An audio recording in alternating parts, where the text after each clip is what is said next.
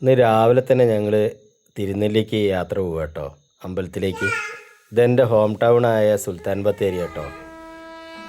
അവിടുന്ന് ഞങ്ങളിങ്ങനെ യാത്ര പോയിക്കൊണ്ട് നിൽക്കുകയാണ്. ഞാൻ ജനിച്ചു വളർന്ന നാടായ മൂന്നാനക്കുഴി എത്താനായി കേട്ടോ. മൂന്നാനക്കുഴിയിലാണ്, ഞാൻ ജനിച്ചു വളർന്നതല്ല, ഞാൻ വളർന്ന നാടാണ്. ജനിച്ചത് വേറെ സ്ഥലത്താണ്. പിന്നെ മൂന്നാനക്കുഴി സ്ഥലമാണ്. ഇവിടെയാണ് ഞാൻ ക്രിക്കറ്റൊക്കെ കളിച്ച് വളർന്നത് കേട്ടോ. കുറേ സുഹൃത്തുക്കളും കാര്യങ്ങളുണ്ട്. ഇതാണ് ഞങ്ങളുടെ ക്ലബ്ബ്. ഇവിടെ തന്നെയാണ് ഞങ്ങളുടെ തറവാടും കാര്യങ്ങളൊക്കെ ഉള്ളത്, വീടൊക്കെ ഉള്ളത് ഇവിടെ തന്നെയാണ്. എന്തായാലും വീട്ടിലേക്കൊന്നും ഈ പ്രാവശ്യം അങ്ങോട്ട് കയറുന്നില്ല. രാവിലെ ഞങ്ങൾ ഒറ്റയടിക്ക് പോവുകയാണ്. ഇത് കണ്ടോ, വണ്ടി എന്നെ അത്ഭുതപ്പെടുത്തുന്ന വണ്ടി 30 മൈലേജാണ് 1 ലിറ്റർ എണ്ണയിൽ കാണിക്കുന്നത്. ഇന്ന് വരെ അങ്ങനെ കിട്ടിയിട്ടില്ല. 25 ഒക്കെ എനിക്ക് മാക്സിമം വന്നിട്ടുണ്ട്. 30 ഇപ്പോൾ ഇങ്ങനെ കാണുമ്പോൾ എനിക്ക് ഭയങ്കര അതിശയവും അത്ഭുതവും ഉണ്ട് കേട്ടോ. വണ്ടിക്ക് അത്രയും കിട്ടുമ്പോൾ ഭയങ്കര ഒരു സന്തോഷമാണ്. പിന്നെ രാവിലെ തന്നെ ഇങ്ങനെ വെയിലും കാര്യങ്ങളൊക്കെ ഇങ്ങനെ വന്നുകൊണ്ടിരിക്കുകയാണ്. ഒരു മഞ്ഞ കളറിൽ പ്രകൃതിയിലേക്ക് വെയിൽ ഇറങ്ങി വരികയാണ്. വയൽപ്പാടങ്ങളൊക്കെയാണ്. ഇവിടെയൊക്കെ പണ്ട് വെള്ളം കയറുമായിരുന്നു കേട്ടോ. ഇപ്പോഴും കയറുന്നുണ്ടോ എന്ന് എനിക്കറിയില്ല. പണ്ടൊക്കെ ഇവിടെയൊക്കെ വെള്ളം കയറുള്ളൂ. അച്ഛൻ തോണിയിലേക്കൊക്കെ ഇങ്ങനെ വരും എന്നൊക്കെ. അതിൻ്റെ ഇടയിൽ അർജൻറ്റീനൻ്റെ ജേഴ്സി ഇട്ടിട്ട് നമ്മുടെ സ്വന്തം KSRTC അങ്ങ് പാസ് ചെയ്തിരുന്നു. ഓക്കെ, അപ്പോൾ ഇവിടെ മീൻ പിടിക്കലും കാര്യങ്ങളൊക്കെ ആയിട്ട് ആൾക്കാർ വരുമായിരുന്നു. ഇപ്പോൾ ഈ പാലം പുതുക്കി പണിത് കേട്ടോ. കുറേ കാലത്തോളം പഴയ പാലമായിരുന്നു. അതിനെന്തോ ഡാമേജൊക്കെ വന്നപ്പം ഈ പനമരം പാലം ഒന്ന് പുതുക്കി പണിത്. പനമരം മെയിൻ പാലം വേറെയാണ്. ആ പാലം നമുക്ക് നമ്മുടെ യാത്രയിൽ കാണാൻ പറ്റും. കുറച്ച് ഭാഗം ഇങ്ങനെ പണി നടക്കുന്നത് കൊണ്ട് കുറേ വർഷങ്ങളായി ഇവിടെ. ശരിക്കും പറഞ്ഞാൽ കട്ടറ കുണ്ടും കുഴിയൊക്കെ തന്നെയാണ്. ഭയങ്കര സീനാണ് ഇവിടെ കേട്ടോ. അത് വെള്ളക്കെട്ടുള്ളത് കൊണ്ടാണെന്നാണ് എനിക്ക് തോന്നുന്നത്. ഇവിടെ എങ്ങനെ പണിയെടുത്താലും അത് പെട്ടെന്ന് തന്നെ നശിച്ചു പോയി. ഇതേപോലെ കുണ്ടും കുഴിയൊക്കെ ആയിട്ട് ഇങ്ങനെ വരും. അപ്പോൾ ഞാൻ പറഞ്ഞ ഈ പാലം, മെയിൻ പാലം ഇതാണ്. മാനന്തവാടിയിലേക്ക് പോകുന്ന പാലം, പനമരം പാലം എന്നാണ് ഇതിനെ പറയുക കേട്ടോ. അപ്പോൾ എന്തൊക്കെയായാലും ഞങ്ങളുടെ യാത്ര അടിപൊളിയാണ്. അങ്ങനെ ഞങ്ങൾ രാവിലെ തന്നെയുള്ള യാത്ര ആയതും കൊണ്ട് ഭക്ഷണമൊക്കെ ഞങ്ങൾ രാവിലെ തന്നെ ഇങ്ങനെ ചെറിയ രീതിയിൽ കഴിക്കുകയോ ചെയ്തിട്ടുള്ളൂ കേട്ടോ. പിന്നെ ഇതുണ്ടോ, തടി കയറ്റി ലോറി പോകുന്ന എമ്മാതിരി തടി അറിയാം. ഒക്കെ തേക്കും തടികളാണ്. നമ്മൾ നോക്കുമ്പോൾ അടുത്ത് ചെന്ന് നോക്കിയാൽ നിങ്ങൾക്ക് മനസ്സിലാവും.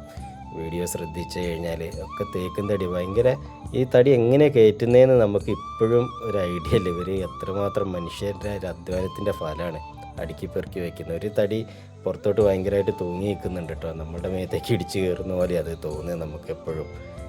ഇത് ഈ ഭാഗത്താണ് നമുക്ക് വള്ളിയൂർക്കാവ് ഉള്ളത്.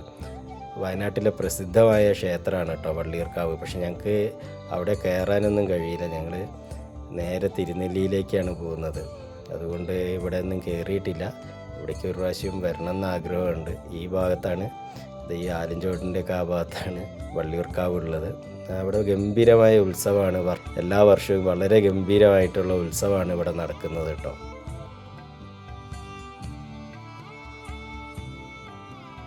അങ്ങനെ ഞങ്ങൾ പിന്നെ തൃശ്ശില്ലേരിക്ക് പോകുന്ന ഭാഗത്തേക്ക് വണ്ടി തിരിച്ചു. നല്ല അടിപൊളിയായ പ്രകൃതി കേട്ടോ ഇവിടെ.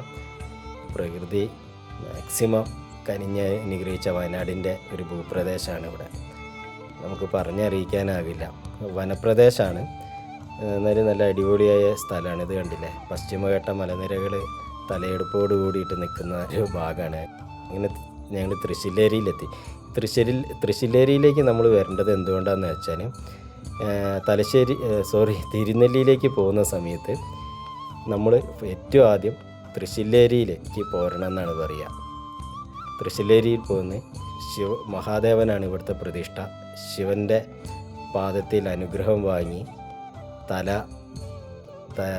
പിന്നെ തിരുനെല്ലി ഭാഗത്താണെന്നാണ് പറയുക. അവിടെ മഹാവിഷ്ണുവാണ് ആ പ്രതിഷ്ഠയുള്ളത്. ഇവർ വണ്ടിയിൽ നിന്ന് ഇറങ്ങി കാലൊക്കെ കഴുകി, ഒരു പൈപ്പുണ്ട് കേട്ടോ അവിടെ, കാലൊക്കെ കഴുകി പിന്നെ നമുക്ക് ഭഗവാന് കൊടുക്കാനുള്ള എണ്ണയും കാര്യങ്ങളും പുറത്തുനിന്ന് വാങ്ങും കേട്ടോ. അദ്ദേഹത്തിനോട് പുറത്തുനിന്ന് വാങ്ങി ഇങ്ങനെ പോവുകയാണ്. ഇവിടെ കുറേ ഐതിഹ്യങ്ങളുണ്ട്, ഒരുപാട് ഐതിഹ്യങ്ങൾ. നെറ്റിലൊക്കെ നോക്കിക്കഴിഞ്ഞാൽ നമുക്ക് പറഞ്ഞാൽ തീരില്ല ഇവിടുത്തെ ഐതിഹ്യങ്ങൾ.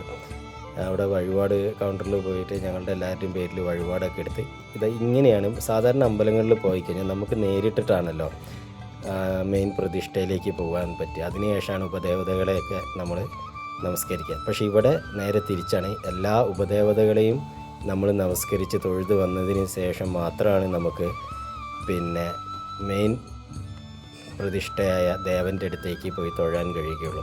ഇവിടെ കിണറ്റിൽ നേരെ ചെല്ലുന്നത് തന്നെ മനോഹരമായ ഒരു ചെറിയ കുളമുണ്ട്. ഇതിൻ്റെ തൊട്ട് ഓപ്പോസിറ്റായിട്ട് ജലദേവത എന്ന് പറയുന്ന സ്ഥലത്താണ് ഭഗവതി ഉള്ളത്.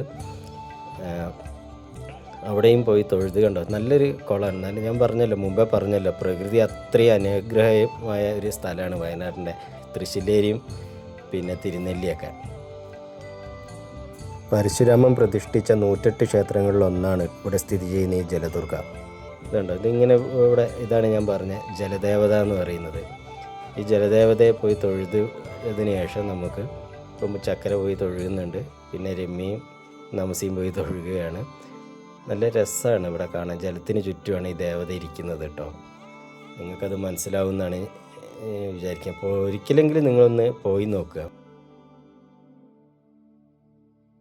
അതിനുശേഷം ഇവിടുന്ന് നമ്മൾ നേരെ പോകാനുള്ള സ്ഥലങ്ങളിലൊക്കെ മാർക്ക് ചെയ്ത് വെച്ചിട്ടുണ്ട്. ഇവിടെയാണ് നിധി ഉണ്ട് എന്നാണ് പറയപ്പെടുന്നത്. കിണറ്റിൽ ഗണപതി എന്നാണ് പറയുക. ഇവിടെ നിധിക്ക് കാവൽ നിൽക്കുന്നത് ഗണപതിയാണെന്നാണ് ഐതിഹ്യം പറയുന്നത് കേട്ടോ. എനിക്ക് അവിടെ അന്വേഷിച്ചപ്പോൾ കിട്ടിയതാണ്. ഇതിന് മുമ്പ് ഞാൻ വന്നപ്പോൾ എന്നോട് ഒരാൾ പറഞ്ഞു തന്നൊരു ഐതിഹ്യമാണ്. പിന്നെ നെറ്റിലൊക്കെ നോക്കിക്കഴിഞ്ഞാൽ തൃശ്ശില്ലേരിനെ പറ്റിയിട്ട് ഒരുപാട് കാര്യങ്ങൾ ഇത് കണ്ടോ, അങ്ങനെ ആരോമാർക്ക് ഇട്ട് വെച്ചിട്ടുണ്ട് നമുക്ക് പോകേണ്ട സ്ഥലങ്ങളൊക്കെ. അപ്പോൾ അവിടെ നിന്നൊക്കെ നമ്മളിങ്ങനെ പോരുന്ന ഭാഗം കേട്ടോ ഇത്. പിന്നെ ഇത് കണ്ടോ, നല്ല രസമാണ്. നമുക്കിവിടെ പോയി കഴിഞ്ഞാൽ ഭയങ്കര ഒരു പോസിറ്റീവ് ആറ്റിറ്റ്യൂഡാണ്. പിന്നെ ഇവിടെ വന്നിട്ട് നമ്മൾ വീണ്ടും ഈ കുളത്തിൽ വന്നിട്ട് കാല് കഴുകണം കേട്ടോ. എനിക്ക് ഈ വെള്ളമൊക്കെ വെള്ളത്തിലിറങ്ങുക എന്നൊക്കെ പറയുമ്പോൾ തന്നെ എനിക്ക് ഭയങ്കര പേടി. അതുകൊണ്ട് ഞാൻ ജസ്റ്റ് ഏറ്റവും ഫസ്റ്റിലെ പടവിൽ നിന്നിട്ട് തന്നെ എൻ്റെ കാലൊക്കെ ഒന്ന് നനച്ചു. താഴോട്ട് ഇറങ്ങാൻ നമുക്ക് തോന്നില്ല. എന്താ വെച്ചാൽ വെള്ളം കെട്ടി നിൽക്കുന്നിടത്ത് പായലുണ്ടാകും. പായൽ നമുക്ക് കാല് വഴുതി വീഴുന്നൊക്കെ ഉള്ളൊരു പേടി എനിക്ക് പണ്ട് മുതലേ ഉള്ളത് കൊണ്ടാണ് ഞാനെപ്പോഴും ഈ വെള്ളക്കെട്ടുകളിലൊന്നും അധികം പോയി അങ്ങനെ സാഹസത്തിന് മുതിരാറില്ല. ഈ അമ്പലത്തിൻ്റെ ചുറ്റിനും ഓരോ വിഗ്രഹങ്ങളെ പ്രതിഷ്ഠിച്ചിട്ടുണ്ട് കേട്ടോ. പിന്നെ അവിടുന്ന് പോകുന്നത് നേരെ ഇതൊരു ശ്രീകൃഷ്ണൻ്റെ ഇതാണ്, ഗോശാല കൃഷ്ണൻ എന്നാണ് അറിയുന്നത്.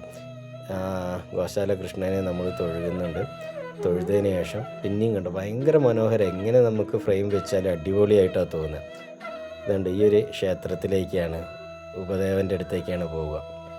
ആ ഉപദേവനെ നമ്മൾ തൊഴുത് കഴിഞ്ഞിട്ട്, ഇത് ശ്രീധർമ്മശാസ്താവാണ്, അയ്യപ്പസ്വാമി. ഈ ശാസ്താവിനെയും തൊഴുത് കഴിഞ്ഞിട്ട് നമ്മളിങ്ങനെ പോരുകയാണ് കേട്ടോ. ലച്ചുവിനെ കളിപ്പിക്കാൻ ഒരു അമ്മേനെ കിട്ടി. ലച്ചുവിനോട് എന്തൊക്കെയോ വർത്തമാനം പറഞ്ഞു വരും. ഇവിടെ എനിക്ക് തോന്നുന്നത് ഇത് പഴയ ഇല്ലാണ്. ഇപ്പോഴും അത് ഉപയോഗിക്കുന്നുണ്ടോ എന്നറിയില്ല. എന്തായാലും വഴിയൊന്നും അങ്ങോട്ട് കാണുന്നില്ല. ഇല്ല, ഇതിൻ്റെ ഭാഗമായിട്ട് ഒരു ഇല്ല ഉണ്ടാകാൻ സാധ്യതയുണ്ട്. അതിൻ്റെ ഐതിഹ്യം ഞാൻ 1-2 പേരോട് ചോദിച്ചപ്പോൾ അവിടെ ഉള്ളവരല്ല എന്ന് പറഞ്ഞ് അങ്ങനെ അവർ ഒഴിഞ്ഞു പോയിരുന്നു. മരത്തിൻ്റെ പ്രദക്ഷിണം വെച്ച് നേരെ അമ്പലത്തിൻ്റെ മെയിൻ ഉപദേവൻ്റെ അടുത്തേക്ക് എത്തുന്നതിൻ്റെ മുമ്പ് മഹാദേവനായതുകൊണ്ട് തന്നെ അറിയാലോ, നന്ദി അവിടെ ഇരിക്കുന്നുണ്ട്. നന്ദിയും വലം വെച്ചതിന് ശേഷം വേണം നമുക്ക് നേരെ മഹാദേവൻ്റെ അടുത്തേക്ക് ചെല്ലാൻ. എത്രയോ വർഷം പഴക്കമുള്ള അതിഗംഭീരമായ ഒരു ക്ഷേത്രം കേട്ടോ ഇത്. നമുക്ക് എന്താ പറയുക, അവിടെ ചെന്ന് കഴിഞ്ഞാൽ നമുക്ക് കിട്ടുന്ന ആ ഒരു ആത്മസംതൃപ്തി അത് ഭയങ്കരമാണ്. അമ്പലത്തിൻ്റെ ഉള്ളിലേക്ക് ക്യാമറ കയറ്റാൻ കഴിയില്ല. അപ്പോൾ ഞങ്ങൾ ക്യാമറയൊക്കെ ഓഫ് ചെയ്ത് വെച്ചിട്ട് ഭഗവാനെ പോയി തൊഴുത് ഞങ്ങൾ പുറത്തേക്ക് ഇറങ്ങുന്നത് കേട്ടോ. നെല്ലിയിലേക്ക് പോകാൻ തയ്യാറാവുകയാണ്. അപ്പോൾ തിരുനെല്ലിയിലെ കാര്യങ്ങളുമായിട്ട് അടുത്ത വീഡിയോയിൽ നമുക്ക് വീണ്ടും കാണാം കേട്ടോ.